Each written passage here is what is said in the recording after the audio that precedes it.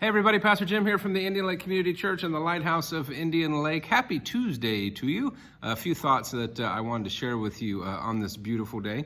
Sitting in the barn today, I realized I haven't filmed anything from the barn since I was in a Carhartt sweatshirt and a hat because it was cold in the dead of winter. But sitting outside today, and part of my thoughts are centering around the Gospel of St. Matthew in the 17th chapter, verses 22 through 27. This is a story you really don't hear repeated a whole lot or taught a whole lot. But Peter and Jesus are in Capernaum, and the people running the temple there are asking the question, doesn't your master pay the temple tax?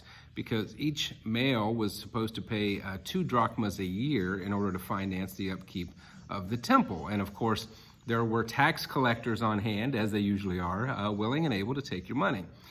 The Gospel of St. Matthew is the only gospel that contains any reference to this happening, and it's fitting that Matthew would repeat it because Matthew, having been a tax collector, this story would have a special significance for him, and so he recounts the story.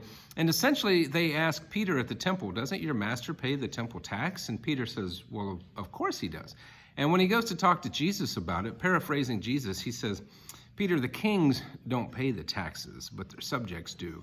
And he said, however, so that we don't offend them, we'll pay the tax. And then as a little party trick favor kind of thing, he sends Peter down to the lake and says to pull out a fish. And when he pulls out the fish, that a 4 drachma coin will be inside the fish. And then that's why they'll pay the temple tax. And so Jesus, his point was, look, he said, I am the king. I am the Son of God. If anybody anywhere doesn't have to pay a tax, it's me. I am. There were so many times that Jesus could have had those moments where he's, do you know who I am? He could have thrown that card around. I'm the Son of God. Do you know who I am? I don't have to put up with this. You know, even to the time where he was on the cross and he says, Father, forgive them for they know not what they do. He was deferential to those around him. He never pulled the Son of God card, which he obviously could have, because that could have got him out of all kinds of things. Do you know who I am? And you hear people say that sometimes. Do you know who I am? Or they'll try to throw some influence around or to get out of something because of who they are or who they know. And that's a really frustrating thing when somebody tries to pull that do you know who I am card. Jesus could have done that so many times, and yet he didn't. But it's an easy trap to fall into. Years ago, when Christopher was little, he was playing in a flag football league, and I got a call from a friend one day, and my friend said, I've got tickets to Ohio State Saturday. You want to go down to the football game?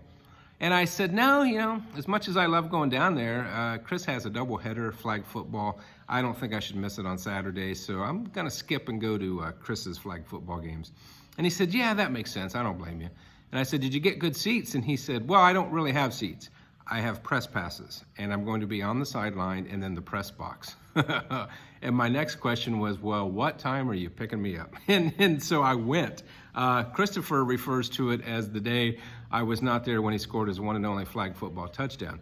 I refer to it as one of the best days ever. We had press passes. We're on the field. I'm like 10 yards away from the Ohio State marching band as they come out of the tunnel to do the pregame. I mean, it was just amazing. I was about 10 feet away from Jim Tressel while they were waiting for a video review of a play that had happened, and standing like 10 feet away from him while they're waiting for all this to play out. They were playing Michigan State that day, big come from behind wind. It was an awesome time. At one point, we went up to the press box, and they had spaces reserved for us, which was pretty cool. But one of the best things of the whole day, there in the press box, they had a Wendy's Frosty machine. You could get all of the Frosties you wanted for free. I kid you not. Best day ever. I had on the field for the Buckeyes, for the pregame with the Ohio State band, in the press box, bumped into John Cooper, was hoping to see Archie Griffin, but didn't see him, and then all of the Frosties you can eat. What a day. And the Buckeyes won. That was an awesome day.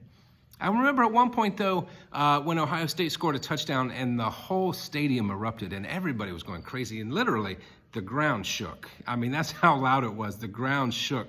And I was having such a great time. And it was almost like I had this thought. I looked up into the stands. just to see how the common folk were enjoying the game because they weren't down where I was. And so, it's pretty easy to shift gears into that mode where, look at me, look where I'm at, and look what I've got and deserve. I deserve free Frosties for as long as I can eat them. And guess what? I can eat Frosties for a whole long time. But at one point, you start to feel a little privileged, and you start to look up in the stands and just wonder how the little folks are enjoying the game today. And it's easy to get in that mindset where we have an air of superiority, or do you know who I am? That kind of thing. And it happens, it can happen to anybody. It doesn't have to be somebody rich, powerful, famous, those kinds of things.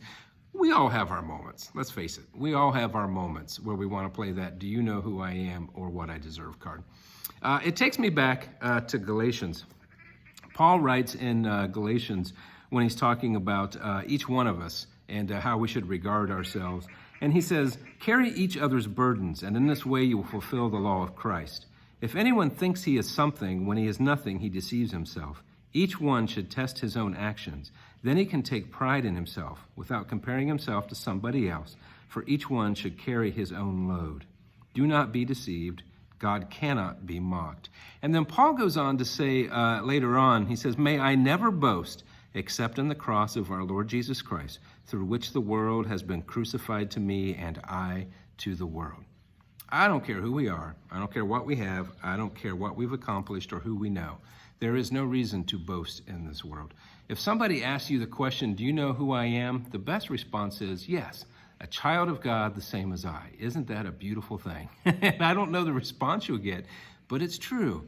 Do you know who I am? Yes, you're a child of God, and so am I. Aren't we blessed, and aren't we both so fortunate and lucky? And just wait to see the look on their face, because to be honest, when you're looking at Jesus' life, if we're going to be like Jesus, it means that we are deferential, and we don't always boast about what we've accomplished. We don't boast about who we are, or what we have, or who we're connected to, or any of those things, because if we're going to live like Christ, we follow his example, and he never did that. So many times in this world, he could have played that card. Do you know who I am? Because he had the ultimate do you know who I am card in the whole world, and he never once played it all the way to the cross. He just kept it right there in his pocket and never pulled it out. If anybody ever asks you that question, remember, do you know who I am? Yes, you're a child of God. So am I. Aren't we blessed?